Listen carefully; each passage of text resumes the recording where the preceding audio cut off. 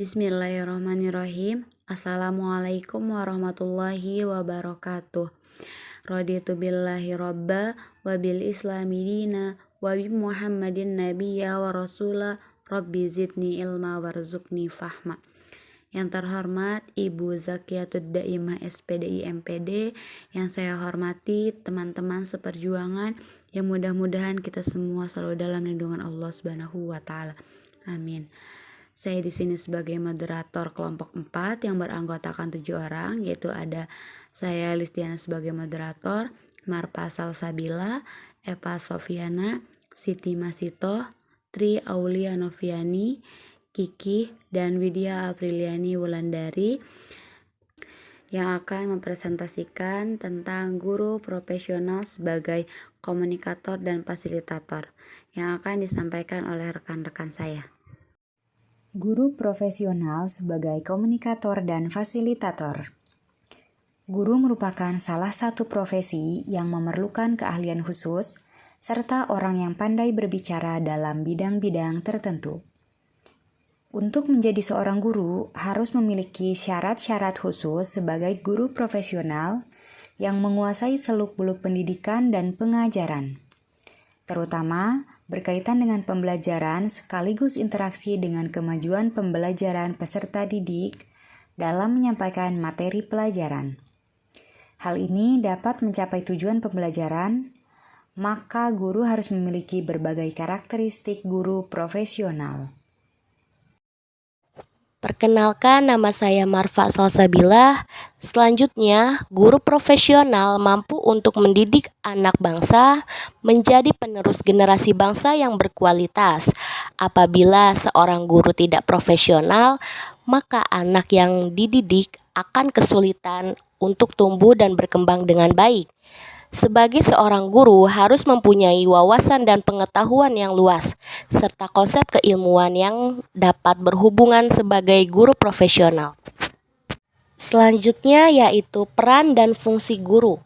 Guru berperan sebagai pendidik yang berperan memberi bantuan dan dorongan atau supporter kepada peserta didik untuk mendisiplinkan agar anak menjadi patuh terhadap aturan sekolah dan norma hidup dalam keluarga serta kemasyarakatan. Hal ini dapat meningkatkan pertumbuhan dan perkembangan anak untuk memperoleh pengalaman lebih lanjut seperti penggunaan kesehatan jasmani, moralitas, tanggung jawab kemasyarakatan, pengetahuan dan keterampilan dasar, serta hal-hal bersifat personal dan spiritual. Berikut ini adalah beberapa peran guru. Yang pertama, guru sebagai model pembelajaran. Guru mempunyai tugas dan kewajiban tidak hanya mengajar, mendidik, dan membimbing peserta didik, tetapi juga patut sebagai model dalam pembelajaran sehingga mampu menciptakan suasana belajar yang aktif serta menyenangkan. Di sini, guru sangat berperan untuk menjadi contoh sekaligus motivator dan inspirator sehingga peserta didik lebih tertarik antusias dalam belajar. Yang kedua, guru sebagai pendidik. Seorang guru harus memiliki kesadaran atau mempunyai tugas dan kewajiban untuk mendidik. Tugas mendidik adalah tugas yang amat mulia atas dasar panggilan yang teramat suci. Hal ini sebagai komponen sentral dalam sistem pendidikan. Pendidikan mempunyai peran utama dalam membangun fondamen-fondamen sebagai hari depan corak kemanusiaan. Peran guru dalam pembelajaran. Seorang guru harus berpacu dalam pembelajaran yang dapat memberikan kemudahan belajar bagi peserta didik, agar dapat mengembangkan potensinya secara optimal. Dalam hal ini, guru harus kreatif dan profesional sebagai berikut. Yang pertama, orang tua yang penuh kasih sayang pada peserta didiknya. Yang kedua, fasilitator dalam memberikan kemudahan serta melayani peserta didik sesuai minat, kemampuan, dan bakat. Yang ketiga, komunikator mengkomunikasikan materi pembelajaran untuk bentuk verbal dan non-verbal. Guru sebagai komunikator dituntut untuk mempunyai keterampilan berkomunikasi yang baik agar proses pembelajaran berjalan dengan maksimal dan memberikan kesan yang baik kepada peserta didik. Untuk itu, seorang guru harus mengetahui kebutuhan, karakteristik, minat, serta hobi anak didiknya yang menjadi pihak komunikan. Ada 3 kemampuan yang harus dimiliki guru agar kegiatan belajar dapat terlaksana dengan baik, yaitu yang pertama, kemampuan merencanakan kegiatan, yang kedua, kemampuan melaksanakan kegiatan, dan yang ketiga, kemampuan mengadakan komunikasi. Selanjutnya, guru profesional sebagai fasilitator. Fasilitator adalah istilah Inggris yang telah diindonesiakan. Fasilitator bermakna bahwa guru juga harus berfungsi sebagai pemberi fasilitas atau melakukan fasilitasi. Dalam fungsi ini, guru lebih banyak melakukan sharing belajar atau bisa disebut dengan belajar bersama. Guru sebagai fasilitator yang selalu siap memberikan kemudahan dan melayani peserta didik sesuai minat, kemampuan, dan bakatnya. Guru hendaknya dapat menyediakan fasilitas yang memungkinkan kemudahan kegiatan belajar anak didik, sehingga menciptakan lingkungan belajar yang menyenangkan.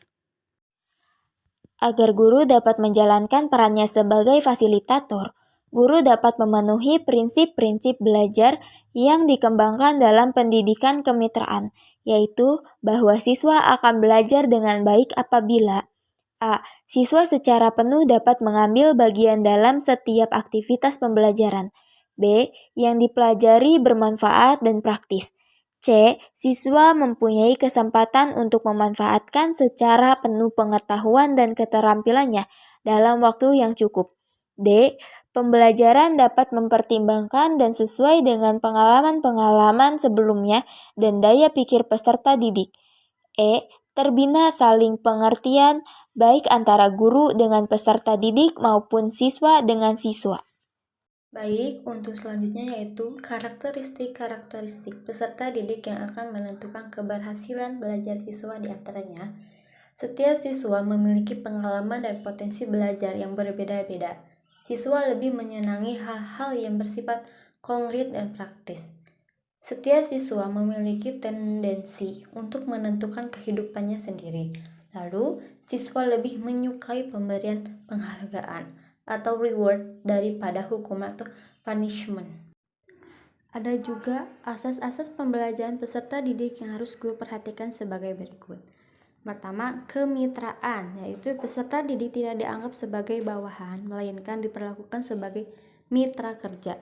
Yang kedua, pengalaman nyata, yaitu materi pembelajaran disesuaikan dengan pengalaman dan situasi nyata dalam kehidupan sehari-hari peserta didik.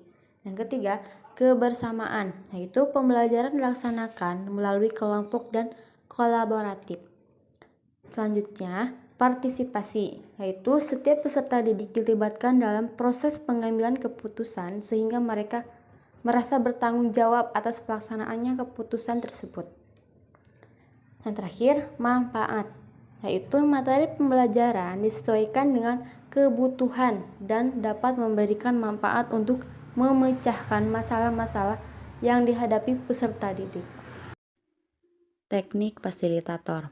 Dalam melaksanakan tugas menjadi fasilitator, maka terdapat 3 teknik dasar yang dipelajari. Yang pertama yaitu pencairan suasana. Agar suasana diskusi kelompok menjadi tenang, nyaman, santai, dan tidak tegang, maka fasilitator harus memperhatikan raut wajah yang ramah dan banyak senyum, serta dalam memberikan contoh atau celetukan yang lucu tetap dalam suasana terkenal. Yang kedua yaitu ada ceramah. Penyampaian materi kepada peserta kelompok agar pesan dan kesan yang benar dapat dipahami oleh peserta didik. Untuk memudahkan alat bantu berupa buku, materi, papan tulis, dan untuk waktu ceramah dapat disesuaikan. Yang ketiga yaitu permainan. Cara mudah bagi peserta kelompok untuk mengulang dan mengingat kembali materi yang telah disampaikan agar yakin bahwa isi materi telah dimengerti sepenuhnya oleh peserta didik. Sekian dari kelompok kami, kurang dan lebihnya mohon maaf. Nun wal qalami wa ma yasturun, fastabiqul khairat. Wassalamualaikum warahmatullahi wabarakatuh.